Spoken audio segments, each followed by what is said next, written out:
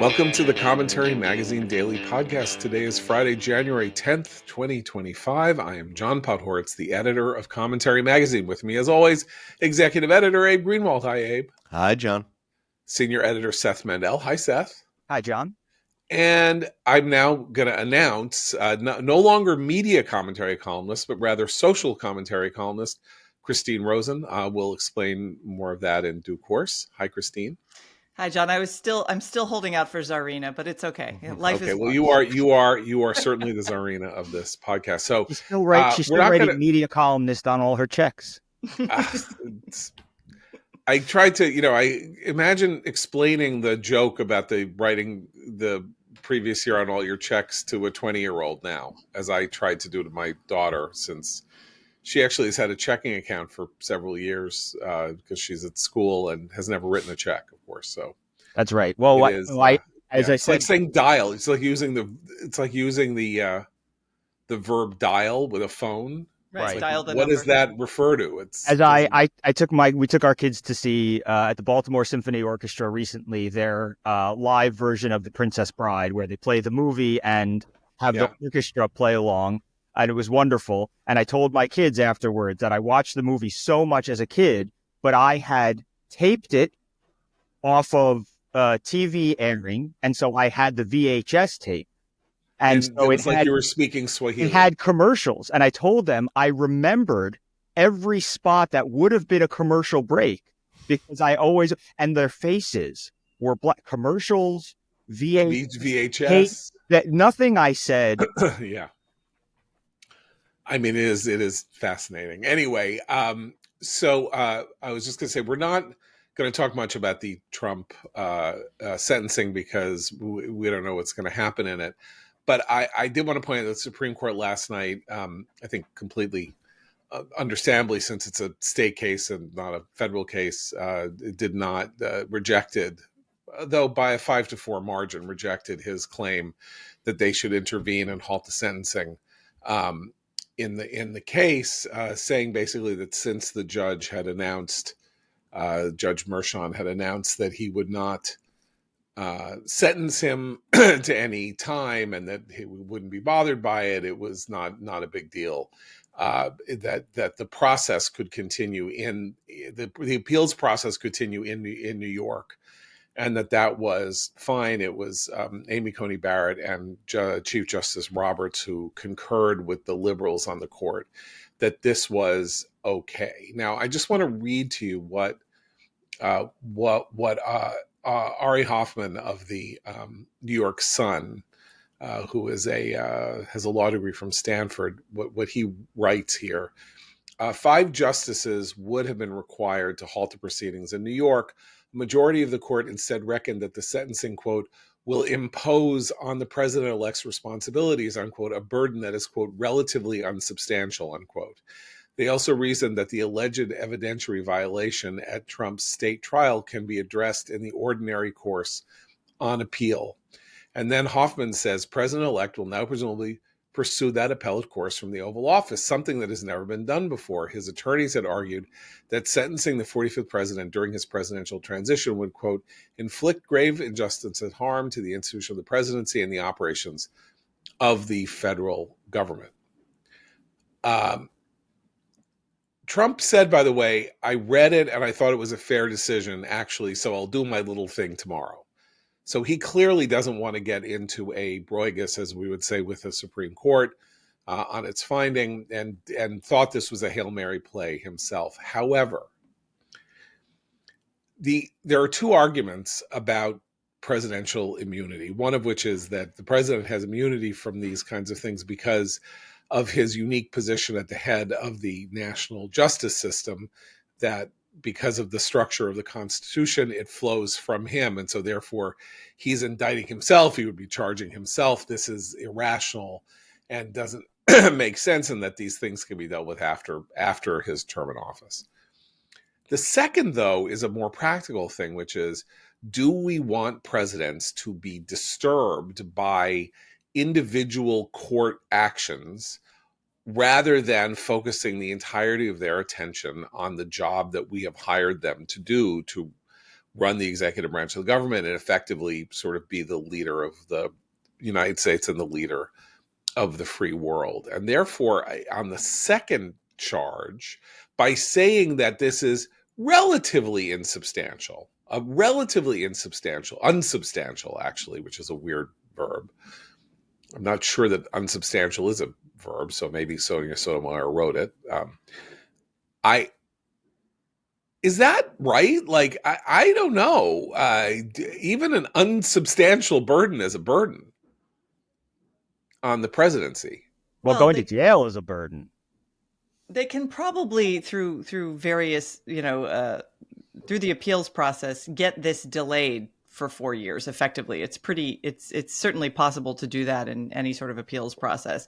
So if Trump's lawyers want to just keep it off of his plate for the next couple of years, they're delaying tactics they might be able to try. But that's not what. Right. See, that it actually works in reverse. If Trump wishes to close this out with the case being thrown out on the grounds that material is improperly, the appeals claims that he is making, he wouldn't want to delay. Delaying it for 4 years is what Mershon is offering, right? He's saying, I'm not going to sentence you to time. I'm not going to impose any penalties on you.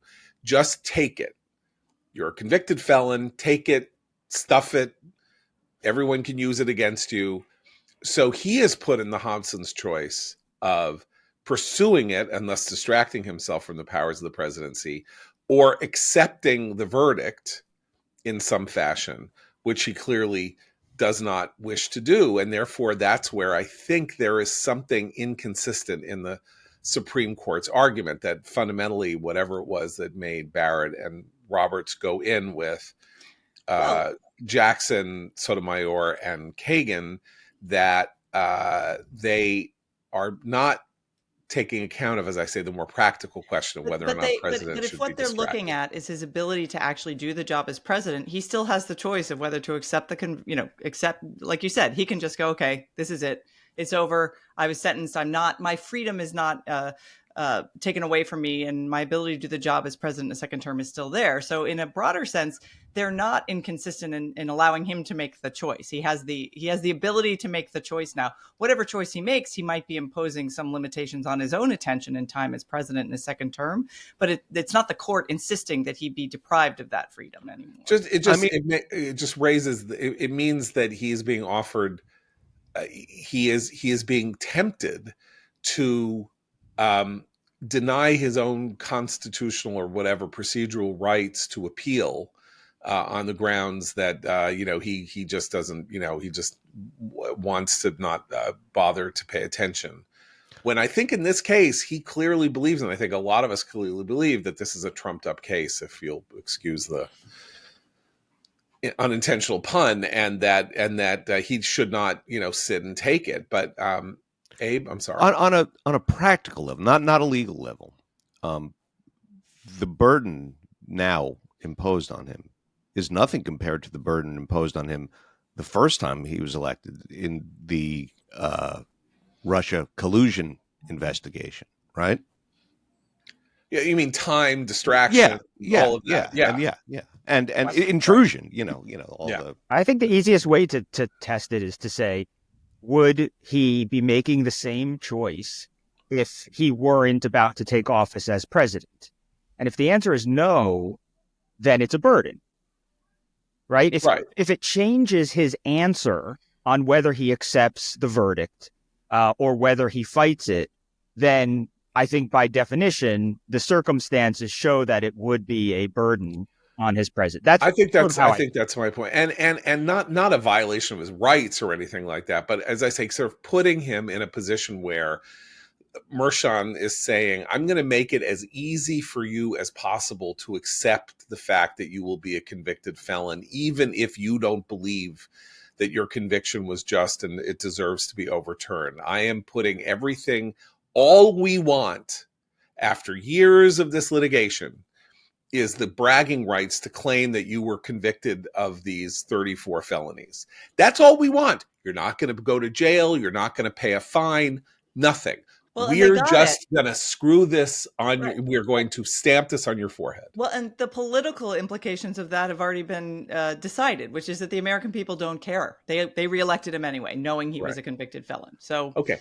As I say, I just think it's an interesting debate. It doesn't matter now because it is what it is, and he'll make whatever decisions he makes, and it's the fact of his life going forward. I just thought that this question is rather more complicated, and that Mershon has conducted himself in a sleazy fashion, doing everything he could to secure this end, and he didn't care because since the procedure did not end up denying Trump his reelection or ending his public life. He's settling for scraps, and the scraps are convicted felon Donald John Trump. Like that's it, and it's a good, pretty decent scrap for him at the age of 74 to end his career on, and then go sit on boards and getting standing ovations at the New York Bar Association annual dinner and whatever else is going to happen for him. there are a But lot of these older the joke public is on figures, Merchant because Trump as signed well. the First Step Act. Sorry, go ahead. I was just going to say there are a lot of these public figures like Merchant, and we should talk a little bit about Biden's attempts to craft a legacy in these waning week or so that are failing miserably because the transparency of their efforts to do so are still overwhelmed by the absolute inanity of some of the policy choices they made while they were in office. Fair enough. Okay, so let's move on and back, sadly, to the disaster nightmare horror of California.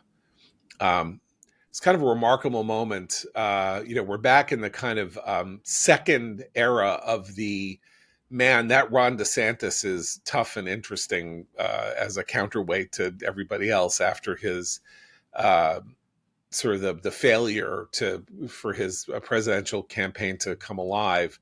Last night, I think he was at Mar-a-Lago. I can't quite tell where he was, or he was in a ballroom or something. And somebody said to him, do you think it's fair for people to be criticizing Gavin Newsom right now? And DeSantis was like, you have got to be kidding me. If the mayor of Los Angeles were a Republican right now, every one of you people would be going at his jugular and trying to destroy him. Your behavior is sickening. You are playing blocking tackle for the Democratic establishment in California, which has been warned forever about the possible threats to, everything from the water crisis. And, you are like beneath contempt or something like that. It was really striking because I hadn't quite put together. We're hearing, that, Sky News or somebody, confronted Karen Bass at the airport and made her answer this question about was she going to apologize to the people. But it is true that there's a large contingent of people who are looking at what's going on in California and saying this is a massive governmental failure. California went through two massive fires in 2017, 2018, showing that their land management, their forest management, their fire management was disaster. The Camp Fire fires were the largest in American history, and look what they've done. And here they are now with this fire in LA. That is happening. You're hearing it. You're hearing it on social media. You're hearing it everywhere. But you are not seeing it covered this way in the mainstream press. If you watch CNN again, if you watch MSNBC, if you read the New York Times, watch the network news, watch the morning shows, it's all the tragedy impacting the tragedy and the tragedy and all of that. And the cause or the blame or anything like that, which would, as Hurricane Katrina showed, instantaneously would come at a Republican who would be blamed for every single death and every single house burned down. They would just they tied the two together, right? So they would in Katrina they covered the tragedy aspect extensively and tied it at every step to the federal government, to Bush at the time, right? Right. And as Matt said the other day, that was not in the end how the people of Louisiana saw it, who completely overhauled the state government and its ideological and the state's ideological coloration in the wake of Katrina. Democratic mayor voted out a year later. Democratic governor voted out in favor of Bobby Jindal. That is now a red state. The failures of Democratic governance in Louisiana in 2005, the voters rendered their judgment. I'm now talking about what the elite in the United States are doing, which is doing this bizarre effort to say that anything that happens now atmospherically is the result of climate change. I mean, I think that the comparison with Louisiana is instructive, though, because the question about Ron DeSantis and whether it's fair to criticize and all that brings up a different comparison between Ron DeSantis and Gavin Newsom, and in general, Florida and California, which is that Ron DeSantis' state handles natural disasters much better than Gavin Newsom's state does. Now, we had these fights over the course of the election, especially when there was talk of maybe replacing Biden with someone not Kamala. There was all this competition. Gavin Newsom was one of the Democratic governors who was, making sure to stay in the spotlight in case he were called upon. And the fights that he picked with Ron DeSantis were, come to my state because you can say gay. You can say gay in California. You can't say gay in Florida. Come to my state. And it was the same thing with other, the Illinois governor picking the same sort of fight. We don't ban books in our libraries. The overarching point was that the people governed by these states were not thinking about saying gay and all the books that were or weren't in the libraries. They were thinking about the fact that hurricanes hit one state, wildfires and earthquakes occasionally hit another state. What does it mean to be managed by these people? I think that's very, very well put. To go back to bashing the media. So last night I had on CNN, and Daniel Dale, the infamous Trump fact checker, who of course did no fact checking of Biden. He was on vacation, John, during the Biden term. You have to. Yeah, he was. Anyway, he's back. He's back, baby. And Abby Phillip said to him, Trump claims that Gavin Newsom is at fault because, and then played this clip of Trump saying, I told him not to do this, but they're letting water that's gathered, or they run into the ocean in order to save a little fish. And, that water is very useful. Why are they letting it run into the ocean? This is crazy. And, Dale's, and then she turns to Daniel Dale and says, Daniel Dale, tell us, how true is this? And Dale said, I spoke to a scientist, and he explained to me that these were two entirely different things. One is happening in Northern California, one is happening in Southern California, and in Southern California, and I believe this is incorrect, by the way, what Daniel Dale said here was the reservoirs were full and the hydrants were full. It's the hydrants on the streets of were not intended to fight a giant, conflagrationary fire. They were intended to fight individual houses catching on fire the way you would ordinarily use a hydrant. And the reservoirs were full. This was just an overwhelming thing. And everything that happened in the north with water is something different. So once again, you have the weird refusal to connect the dots. If you mishandle water and forest management in the north of the state in 2017 and 2018, leading to two different massive fires that cause collectively about $30 billion in damage. The Camp Fire, and then I can't remember what the other one, the name of the other one was. And then 7 years later, there is another fire that is going to cause $50 billion in damage. And that you learn no lessons from the fire in the north about how to proceed or to prevent the kinds of things that might happen in the south. Maybe you get some blame for the way you deal with water, fire, and dryness and conditions of drought in California. But this is a good example of how politics works now in a way that's detrimental to the point that Seth was making about proper management. So if you're a serious person who's involved in resource management, for example, you understand that a lot of these issues, whether it be earthquake prevention or fire prevention or water resources, which out west are a very important resource that's, there's often droughts and whatnot, that requires a lot of compromise and negotiation, right? Developers want to have more resources. People who are worried about keeping open land free from development don't. You negotiate. That's what politics is for. Politics at a level where, you have to talk about zoning and regulation and all these resource management questions. Our politicians used to be one of the voices in those conversations in those states. DeSantis is in Florida. He is involved in all of that when it comes to, how you rebuild, where houses are allowed on the shoreline, all kinds, dredging sand and bringing it back to rebuild beaches. His administration's been very good at being part of those conversations. The Gavin Newsoms of the world aren't interested in the details. They are interested in using it to score political points, which is why people are now, the culture's shifting. People are worried about money spent on things like DEI programs and $350,000 salaries for people who talk about DEI programs, rather than replacing, for example, all of the fire hydrants in Pacific Palisades and around LA that have been stolen and sold for scrap metal, or the homeless population problem.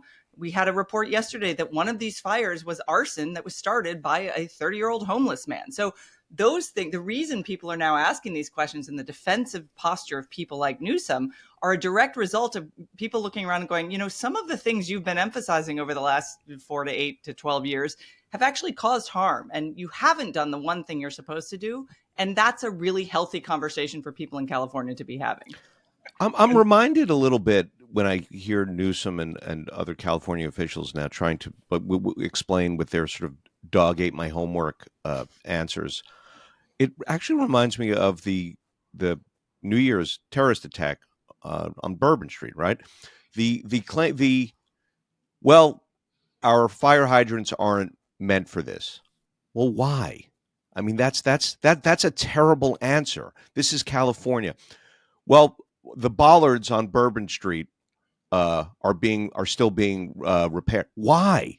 That's what we know. You're stating the problem. That's not actually an answer. Right. My kids do this where I'll say, hey, stop it. And the kid will say to me, but I was just, and then repeat what they were doing. And I know. That's what I was telling you to stop. But if you put the word exactly in front of it, it's not real. Well, the bollards were just still under construction or whatever. It's like, I know that's what we're talking about. The other thing is, I remember back when Superstorm Sandy, as it hit us in New York, Hurricane Sandy, which had long-lasting effects on public transit, right? Jersey Transit was, the tunnels under the Hudson. This really set back public transit in the most important artery for public transit, really in the Northeast for sure, and probably in the country. And Bloomberg went out and said, and I remember writing about this at the time. Bloomberg, was out there saying, we've been telling you that the climate, I've been flying to conferences in Europe for years saying that, the climate is changing, and who's surprised that the seawalls weren't high enough or whatever to stop downtown Manhattan from being washed away and all this other stuff. And my response was, you were in office for 12 years. You got yourself an extra term in office above and beyond term limits so that you could be in office for a dozen years. So if you knew all this, what did you do exactly? And I think that there's an element of that too, which is stop telling us, I told you so. If you thought that there was something you knew that other people were wrong about, where was that put into play along the way in the process? That's so important because we're pundits. We get to point to the problem and say, you didn't do it. Their job is literally to fix the problem. And they are becoming more like pundits and less like the people fixing the problem. The existence of issues like the climate, the global climate is a crisis. There are 204 countries on the planet Earth, contributing to a global climate crisis. And it is therefore a problem that you can't suggest that one little guy who is the governor of a state of 38 million people on a planet of 8 billion can do anything to fix what's broken because of this supposed global climate crisis, which some of us have many issues with how it is characterized, or what its causes are, what the effects are, or anything like that. Similarly, in social terms, we've seen this incredible pessimism rise on the left in the last 10, 12, 15 years because of the way they characterize problems, social problems in the United States and on this planet, which is like, if your idea is, look, there are these barriers to racial harmony, legal barriers, and even some, social attitudinal barriers.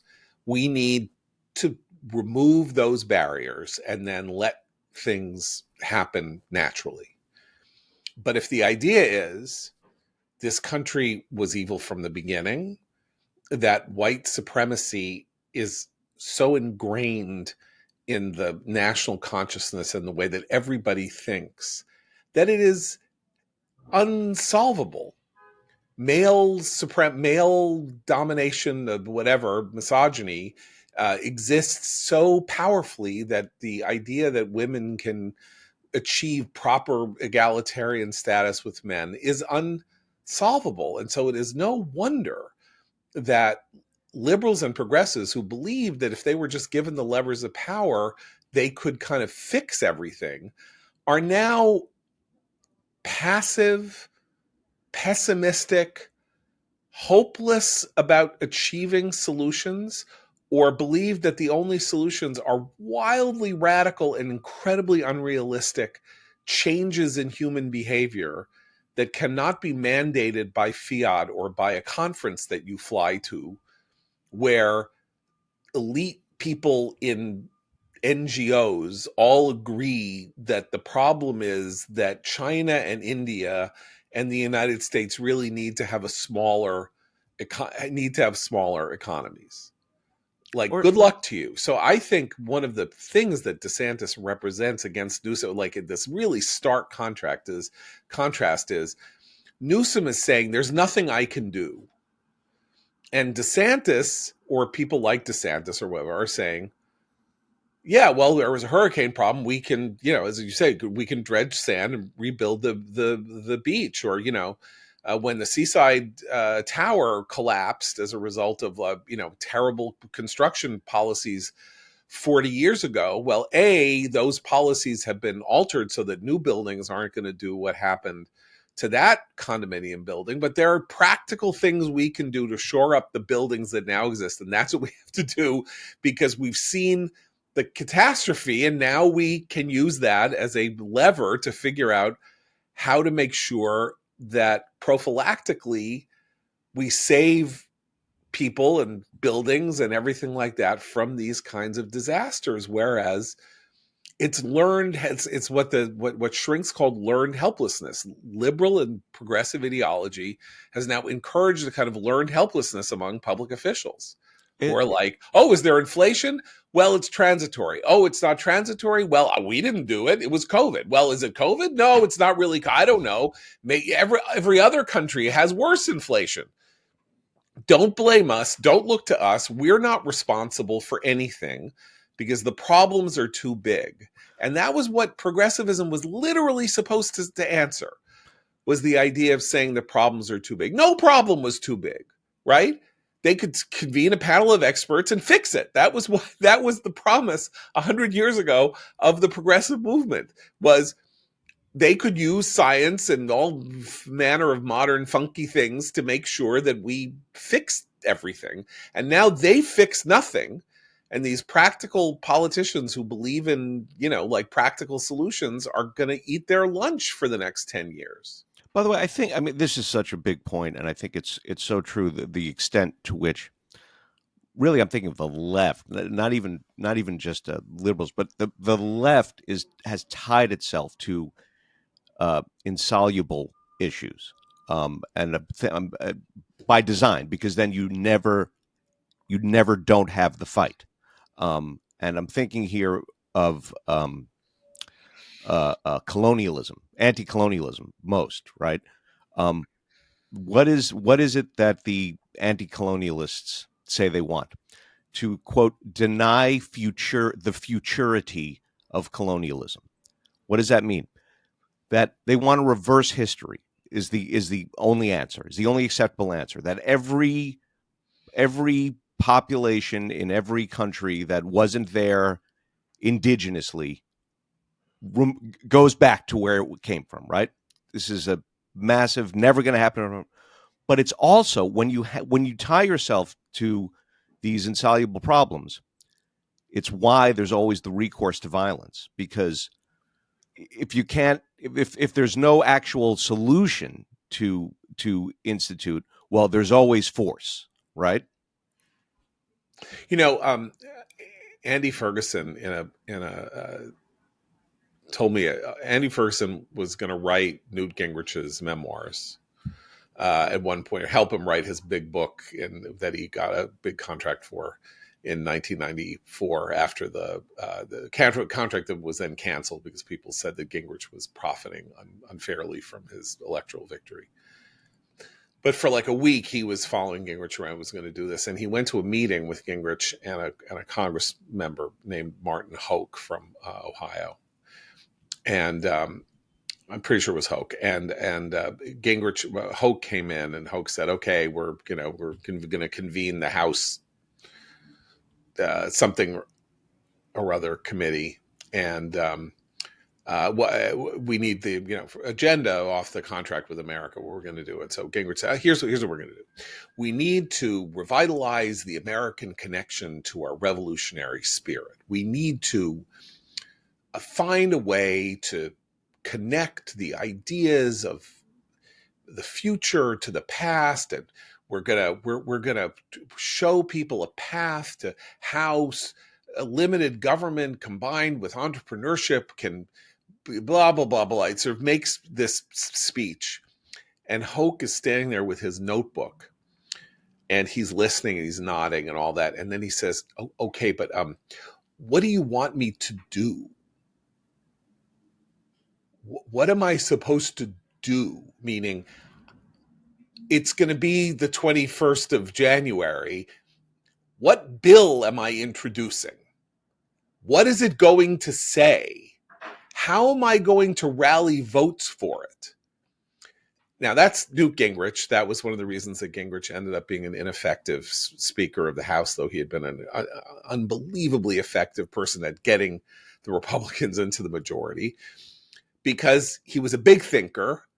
And when you get down to it, government at its best is a lot of little thinking. It is literally like, how do I fill this pothole? Or I get a report that there's a pothole. Can we get it fixed by noon?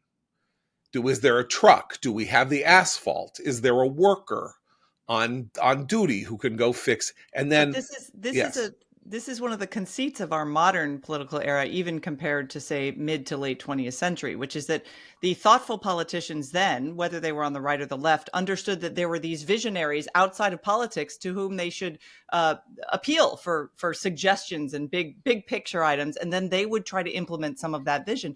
Our problem now is that our politics want to be the visionaries. So they don't want to do the detail-oriented stuff. And so that's actually left to a hodgepodge of, nonprofits, some of which are good, some of which are nefarious, or to just ordinary citizens. And so when everything collapses, that's why, to the earlier point, everyone's looking around saying, well, it wasn't us, because it literally wasn't. They weren't the ones fixing things for a long, long time. And maybe this will prompt some more thoughtful reevaluation of what our politics should look like, whether we're talking about the Speaker of the House, this is one of the reasons I like Johnson. However successful or not he'll be, he seems to me like the guy who just wants to figure out what bill to write, not the guy who's going to bring back the dinosaurs like Newt wanted to do. So I prefer the former to the latter.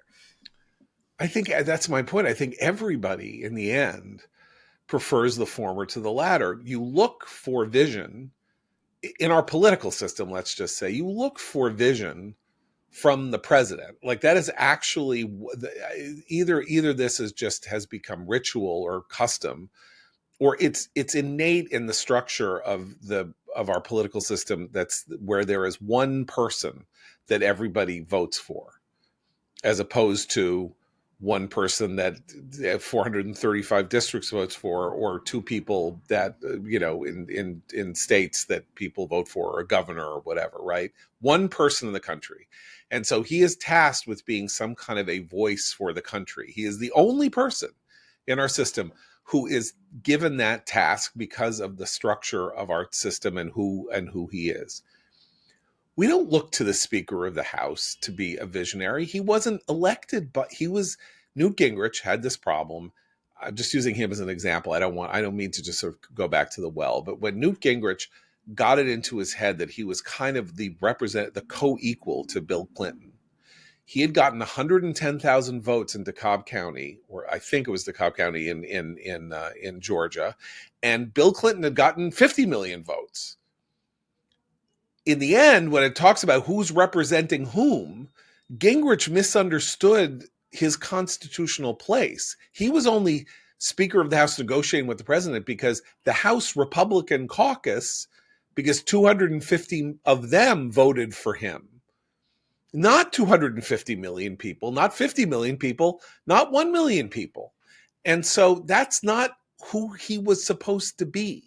He can be that. He can write books. He can be thoughtful and visionary. But in terms of the job that he does, that's not who he's supposed to be. And governors like DeSantis or Newsom are not supposed to be visionaries.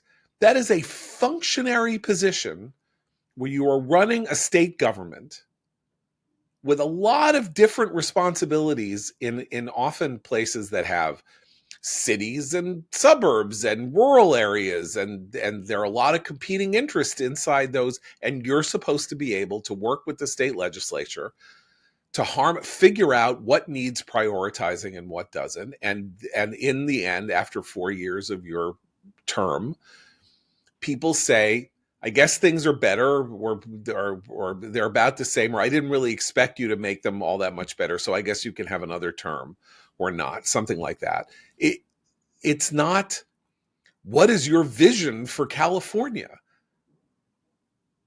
Right? And DeSantis is the ultimate example of this in a positive sense, because he was like, okay, I came in, I said I was Trump, I did these slavish commercials about Trump. You would have thought that I was just going to come in and be MAGA and all of that. And I came in and I was like, how are we going to solve the sugar runoff problem in the Everglades? What are we doing about this? I remember a friend of mine who was working, on in internal Republican politics, who said when COVID started, there was a reason why DeSantis was incredibly solid when it came to dealing with COVID, or why he was so authoritative, which is he's unbelievably wonky. He sits around reading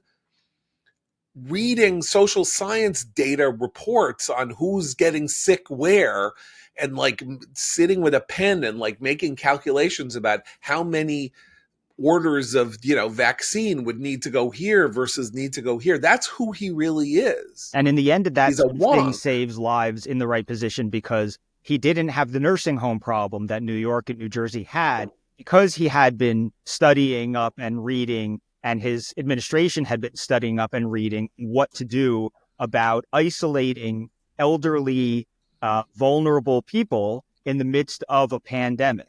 And he wasn't just shoveling them into nursing homes and stuff like that. They had figured out that they need this. They have to have a separate place for nursing homes. They have to have a separate wing or whatever. Things were there waiting to be used. Well, and because they had prepared ahead of time. He was criticized for his nursing home policies when they were first enacted by people in Florida. They were saying it was draconian, I can't go see my grandma. And it turned out actually to have saved many, many lives, as we now know. But he also was able, because he understood what his role and function was as the leader of that state, he was able to take the hits and remain consistent and just, see it through. Yeah, he criticized for getting the vaccine for prioritizing seniors for the vaccine. Remember, he said they didn't like the deal that he struck with the statewide pharmacy chain, stuff like that. I mean, he was three moves ahead of the game where it was. They were always just sort of playing catch up. I mean, I don't mean to use this as a sort of like a fanboy, to like have a fanboy episode about Ron DeSantis. I'm saying that these are two different models of government, and things have flipped. The promise of progressivism and liberalism was that they could fix what was broken in the way that America governs itself.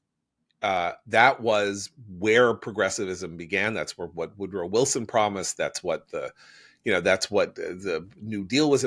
These were all ideas that, we would make everything better because we would use modern techniques and not be unburdened by what has been, and find new ways But to make things work. But the devil's bargain of progressivism is that it made the government the one both responsible and supposedly accountable for those changes.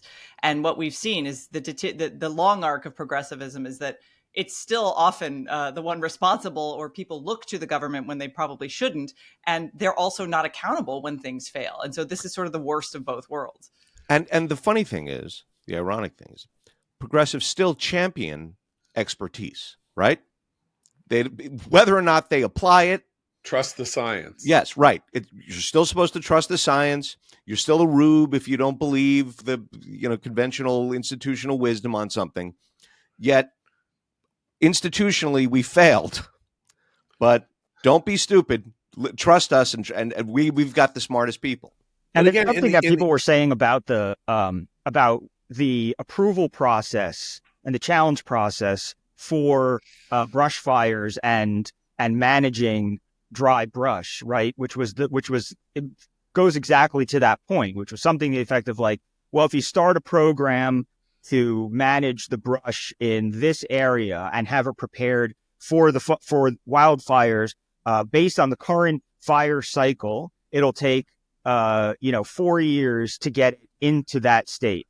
However, 3.5 of those years will be in court first with no movement, right? In other words, you can do this in 4 years and be ready in 4 years, but only if you don't spend the first 3 years with environmental challenges and things like that. We saw the same sort of thing with, again, we had the Hudson plan. Remember, before Sandy, Chris Christie canceled that, the Hudson plan. Yeah. This is the sort of thing, and did it because costs were ballooning and and the challenges were going to make everything cost 3 times as much and take 3 times as long. And this is an expert thing. The experts say, well, if you do this sort of brush clearing, here's the cycle. Here's how long it'll take. Go ahead and do it. And the progressive governors are saying, no, go ahead and do it. Then that's one thing. And then we have the ideological aspect. So there are environmental challenges, whatever, because there will always be environmental challenges. The idea of doing controlled burns was an idea about how here we are, we're living in this place. There could be a lot of fire. There are developments relatively near the campfire, or, obviously the Palisades, whatever. And we need to do this. We need to take control of excess dryness in forests so that they don't, conflagrations don't happen. And the answer is no. We have a much better solution. Nature is self-healing. We think we can control nature. We call her Gaia. Gaia, right. But we think that we can control nature, but we can't control nature. And nature knows best. And so if there's a lot of dry leaves, where the campfire conflagration happened, nature will make rain, and then the rain will wet the leaves, and then they won't be so. Or if there's a fire, nature will somehow magically control the fire. This was part of how ecological thinking in the United States became weirdly pagan, started having this weirdly pagan quality that the earth is self-correcting, except of course that we don't believe that anymore because of climate change, because the earth would be self-correcting if we weren't warming it with our evil capitalist overproduction and pollution and things like that. And so now it can't be self-correcting. But we're the villains. Humanity is the villain. Well, maybe we are the villains. Maybe we're the villains because in a better world, there would only be 2 million people living on the planet and everything would be wonderful and there would be no development. But there are 8 billion people living on the planet. and we are living here, and we're more important than a dead leaf, or the life cycle of a forest. It's that question, like, one baby, how many acres going up are worth one baby dying in a fire? That's actually where you go when you think about this as in a moral framework, and not an effective altruistic framework, right? These ideas, which are also, I think, kind of catnip if you think about it, because if you can say nature's going to fix it, then you also don't have to spend the money that you want to spend on homelessness, on forest management, right? $22 billion has been spent by Gavin Newsom in the course of his term in California on homelessness. And apparently, if you do the stats, there's now 4% more homelessness in California than there was when he took office, after spending $22 billion to combat homelessness. But this is like the same conceit of universal basic income, which has now been studied and tried many times over, every time with the same result. It doesn't help. I mean, the most recent report I read about is hilarious because it said, well, the people who got the universal basic income check had, maybe $100 more at the end of the experiment. And they'd also purchased a lot more cigarettes, which I thought was hilarious. Like, so there, whatever incentives and misunderstandings of human nature are at work in some of these broad-minded, and I think in many cases, well-intentioned progressive policies, they often fail the conservative litmus test. Do you understand how people actually behave? Do you want to understand both the best intentions of human beings, but also their worst intentions? Because you have to weigh both when you're thinking about broad policy decisions. I mean, that's an important point. There's this piece of footage going around of this female firefighter in Los Angeles who says she can't carry an adult male. She would be unable to carry an adult male out of a fire if he were, overcome by fire inhalation, right? Which is one of the reasons that until very recently, the idea was that you prioritized height and physical strength for somebody who was going to do this. And I would also then add, since we're talking about that, it takes a particular kind of sensibility or consciousness to be a firefighter, as my friend Bob McManus used to say, also Seth's old boss, or was he? Maybe he wasn't. But anyway, he was my colleague at the New York Post, and then my successor as the trope editor would say, to think about a person who runs into a fire.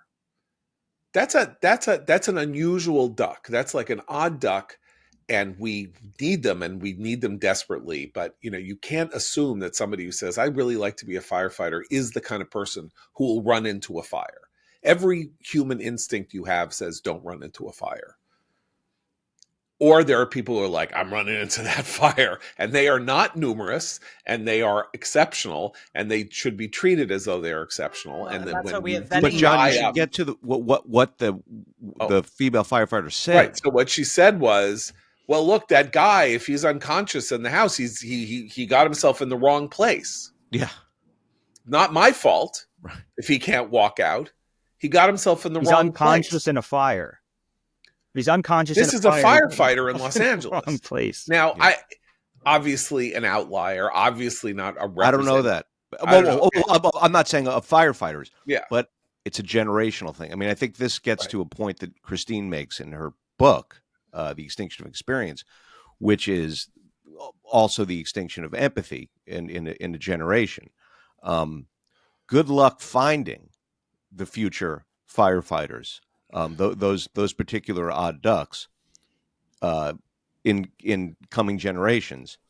Well, they're there. It's just if you grind them down and tell them that the impulses that they have to do this kind of thing, to be, what was it? Aristotle Courageous. said that, courage, there's recklessness, right? That courage is a balance between recklessness and prudence. That is to say that if you're reckless, you'll do anything, and if you're prudent, you might not do anything. But courage means that you understand the fear, or you experience the fear of doing something dangerous, but that you do it anyway because this is something that needs to be done, and that's what courage is. Similarly, but if you're talking about this world of firefighters, which was mostly, it was an entirely male world until 5 minutes ago, you were talking about people who it was understood there was a certain type of man who was this type of person, and that you were lucky to have them, and that if you were going to professionalize firefighting, which used to be mostly a volunteer, I think still in a lot of the country is Still is in a mostly a lot of parts of volunteer the thing. country. A lot of people are volunteer Yeah, firefighters called up in yeah, need. Yeah. right. But you know, in a major city like New York or Los Angeles or something, you're talking about somebody where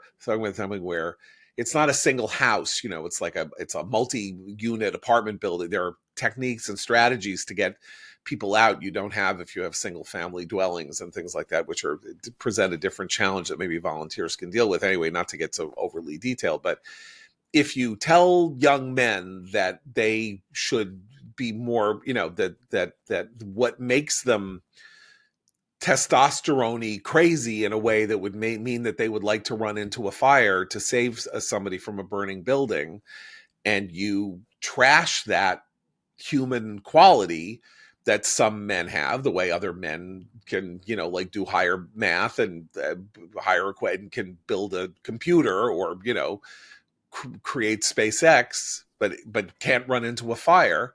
If you treat them as though they are subhuman, or they're less than good, or that they're the sort of people who are going to do terrible things, then they're not going to surface themselves to go and be firefighters. That's You also know, the irony they're with going to do it in a point. video game and not in real life. Right. That's the irony with the empathy point that Christine was making, which is like, if you let's stamp out toxic masculinity and replace it with empathy. So is empathy a guy who will carry a baby out of a burning building, or the guy who thinks that the guy who will carry a baby out of a burning building is insane and the problem with our culture, right? I mean, that's where, when we judge these sort of, you know, empathy, what we're also applying a one size fits all thing to a society where we have all sorts of different people and they have all sorts of different instincts and skills, and you get everybody working in, you know, in harmony as much as possible, and you can do great things. And if you tell everybody that everybody has to think a certain way, but my uncle was a firefighter, and his son, my cousin, also fought fires, and he was sort of raised at the firehouse. My cousin, who I was close with, in South Jersey, and you know, it would be like, Matt, where are you watching the Super Bowl? At the firehouse. And this is when he was a kid. We were kids, but his father understood that he wasn't supposed to look at what his father did as sort of like, well, he wears a cape, right, and flies around and saves people. I want to do that. That's cool. It was like, this is what life is like when you fight fires. You're going to be in the firehouse. You're going to hear the alarms. You're going to see people exhausted, covered in soot. You're going to see people, you know, in all stages of this process and what it takes. And then you can make that decision for yourself. But it wasn't quite like, well, my father is a doctor, so I want to be a doctor. And that's not anything against doctors, obviously. No, we're all doctors. But the point is that, like, it's not an academic pursuit, I guess, is my point. No, but I think even more important than that is, again, this thing that progressivism, I think ideologically, that we're, you know, 100 years into the progressive era and it failed in many ways and all that. But what progressivism suggested was that the kinds of impulses that lead to someone being a firefighter, which is to say, inchoate senses of connection to a bunch of other men who are in a room together. They lay their lives on the line together. It's the logic of military training, right? It's the idea that one of the ways that you get an army to fight for you isn't to invoke wonderful notions of how free America is and all of that, or how wonderful your country is, but that you are in this foxhole with 5 other guys and you want them to like you and respect you and think well of you, and they want the same. And so you are all ballasted in this band of brothers community. And this is a human ethic dating back to the deepest, you know, our deepest and most primordial understandings of how to be a social creature. And all of that was supposed to be rewritten by the age of the expert, because that the age of the expert is we don't care about human nature. We don't care, as Christine would say, we don't care the way people interact with you. We don't care that, most people want to live around people who share their same opinions or like go to the same church or, have the same habits or things like that. We're going to make, or that they want their kids to walk to school so that they can come home for lunch or all that. We're going to make their kids go on a bus to a school 45 minutes away in order to create an integrated atmosphere. We're going to make you do that. We're going to make you live in a different way in order to reform you from these pre-modern nonsense ideas about how community is built. And I'd also take away the option, right, of having those, which is the other thing about the culture. A lot of people now would denounce the culture of the firehouse as, some toxically masculine, man, misogynist, whatever the culture of it. But since my cousin and I are about the same age, and so we went through the stages of life, together. So I watched him sort of be raised through the culture of the firehouse, and nothing went wrong with, like, he turned into a fantastic person, husband, father, firefighter, worker. Like, literally, he was brought up in this very much a man space, but it was a man space of the kind that, John, as you described, like at my uncle's funeral, the firefighters came and it was like a military funeral. Yeah. It made me think of that when you said like a band of brothers. Yeah. Well, there are two different kinds of man cultures, right? Let's take two different kinds of man. You have the firehouse or the precinct house or the military or these very, classically or, historically male dominated spaces. And then you have like the Wall Street trading floor, which is also, right? What's more admirable? Like, these people we're talking about here are people who are toxically masculine. God knows what kind of jokes they tell about women. God knows what they pinned on the wall in the firehouse from, in the 80s from Playboy, right? They would run into a building and save people from fires. They would risk their lives on a daily basis for other people. But this is one of the conceits of the progressive mindset when it comes to diversity. Human nature tells you you should not care if your fire department looks like America. You should care if the guy's strong enough to get you down the ladder out of the burning house. That was sort of the ethos. That was an accepted thing. And the flip side was that we also maybe accepted that they had, how quaint, a Playboy centerfold pinned up somewhere in the firehouse. We made that bargain. It was a good bargain. It delivered men of courage and great grit and strength, and it kept people safe. The difference is, and I was thinking, because there's a big article in the Atlantic this month about how people spending a lot more time alone. And I thought of Robert Putnam's Bowling Alone, right? Remember, this was this clarion call about loneliness and an epidemic in the culture. It came out early 2000, I think.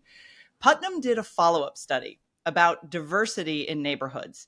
And that study was fascinating because what it found is that the more diverse the neighborhood, the lower participation in civic life, the higher the mistrust. So he set out, I think, hoping it would find the more diverse, the more everybody gets along. It's the melting pot. Isn't America great? Yay, America.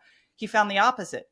Because human nature, as we've been discussing, people like to hang out with other people like them. Is that human a good nature thing? Is tribal. Right. Human nature is fundamentally but this tribal. study received almost no publicity. Yeah. People, social scientists will occasionally bring it up and go, remember this? Anybody want to talk about this? It's immediately, no, we don't want to talk about that. Because there's a wishful thinking aspect to the progressive movement that's always been there. Sometimes it leads to really thoughtful change, but too often in our current culture, it leads to denial of reality. And that's, I think, what we're talking about with some of these challenges. And to bring this back to the fires, and one of the reasons that we're talking about this, even though it's been implicit, I just mentioned that one video of the firefighter saying, well, it's his fault that he was in a fire. Was that the fire chief of LA said in 2022 or 2023 that her top priority was DEI and diversity. Not, I am going to have the best firefighting. We are going to have the best department that saves the most lives and does the best job at keeping people, dealing with people who are in these enormities these horrendous disasters.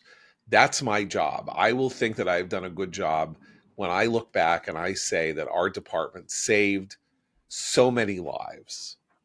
And I should not, as I think Christine, you should not care how many women are in the department. You should not care. Like, in fact, It's like you should be offended at the idea that you are supposed to care about that, because that is not the job, right? it reminds me of Obama's pick to head NASA, who said that his top priority was diversity in Right. NASA, and then Women, put women in space. we ended up His top priority was we sending ended his up relying on the ex-wife Russians into to get into space. space. Yeah. And now Elon Musk, right? So here we are. And now we should still mention, because shout out to these poor folks. We still have astronauts stuck in space. Nobody wants to talk about that. They occasionally pop up on a story I see, but I hope they're hanging in there. And by the way, who's going to save them? And the pilots, pilots Musk right now. Musk is going to save them. Right. Oh, by the way, well, Starlink also is helping with the fires, right? Because it's helping connectivity to places that don't have connectivity, don't have internet or phone service at the moment. But we're also watching these pilots fly low, bank over a fire. Watch these videos. They're not flying up in the sky. They're 250 feet over the flame. They're 250 feet off the ground. Didn't Richard Dreyfuss make a really weird movie about those guys? Spielberg and Dreyfuss, called Always. Okay, so.